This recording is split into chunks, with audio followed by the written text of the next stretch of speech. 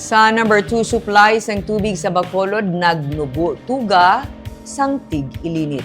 Ginsiling ni Bacolod City Mayor Greg Gasataya nga nagnubo sang 13 million liters per day ang supply sang tubig sang Basiwa Prime Water.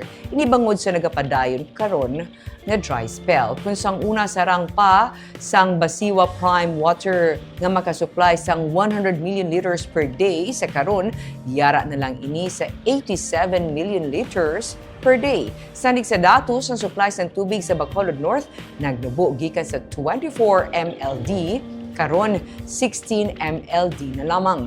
May mga pipeline leakages man nga nakita kag mga damage sa reservoir. Ini ang nagtuga pagid sang dugang nga pagnubo sang supply sang tubig. Suno sa alkalde, madamo sa mga lugar sa syudad ang apektado sa amo nga pagnubo sang supply.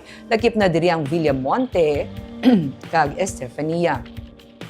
Nakigsapol na ang alkalde sa mga tiglawas ang Basiwa Prime Water agud mahatagan sang solusyon ang kakulang sa supply ilabi na nagapadayon ng mainit nga panahon. Isa sa mga solusyon sa syudad ang pagrasyon sang tubig sa mga pinakaapektado nga mga barangay. Sa karon ginahulat pa sang alkalde ang assessment report sa Basiwa Prime Water agud matumod man sang Disaster Risk Reduction and Management Office kung pila ka litro sang tubig ang sarang nila nga marasyon adlaw-adlaw kag kung ano nga mga lugar ang nagakinahanglan.